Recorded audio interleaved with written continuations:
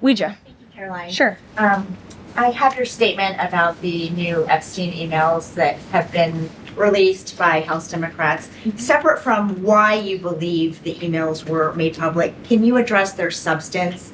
Did the president ever spend hours at Jeffrey Epstein's house with a victim?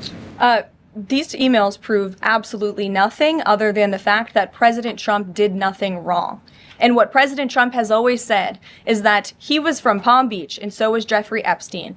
Jeffrey Epstein was a member at Mar-a-Lago until President Trump kicked him out because Jeffrey Epstein was a pedophile and he was a creep. And this email you refer to with the name of a victim that was unredacted now and has since been reported on in this room, so I will go ahead and say it, Virginia Giuffre. And it was CBS's own reporting, Ouija, that recently wrote that Miss Giuffre maintained, and God rest her soul, that she maintained that there was nothing inappropriate she ever witnessed, that President Trump was always extremely professional and friendly to her. And so I think it's a question worth asking the Democrat Party, and you should all go ask them after this briefing, of why they chose to redact that name of a victim who has already publicly made statements about her relationship with Jeffrey Epstein and is unfortunately no longer with us. Mary. Thank you, Galen. 2 questions on this. In the interest of transparency, why not just go ahead, release the full files on Epstein, get this all over with? This administration has done more with respect to transparency when it comes to Jeffrey Epstein than any administration ever. In fact, this administration, the Department of Justice, has turned over tens of thousands of documents to the American people. We are cooperating and showing support for the House Oversight Committee. That's part of the reason you are seeing these documents that were released today, because of the House Oversight Committee's and Republicans' efforts to get these out to the public. This administration the Department of Justice also moved to unseal grand jury testimony, which we know, unfortunately, a judge declined those requests. So this administration has done more than any, and it just shows how this is truly a manufactured hoax by the Democrat Party.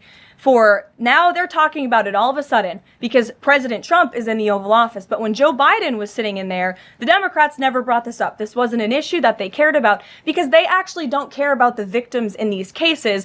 They care about trying to score political points against President Trump, as we have, of course, seen with this government shutdown. And this entire thing, again, it's not a coincidence to the American people at home. There are no coincidences in Washington, D.C. And it is not a coincidence that the Democrats leaked these emails to the fake news this morning ahead of Republicans reopening the government. This is another distraction campaign by the Democrat and the liberal media, and it's why I'm being asked questions about Epstein instead of the government reopening because of Republicans and President Trump. But given your interest in transparency, Caroline, why are White House officials then meeting with Representative Boebert in an effort to try and get her to not sign this petition calling for the release of the files? Doesn't it show transparency that members of the Trump administration are willing to brief members of Congress whenever they please? Doesn't that show our level of transparency? Doesn't that show the level of transparency when we are willing to sit down with members of Congress and address their concerns? That's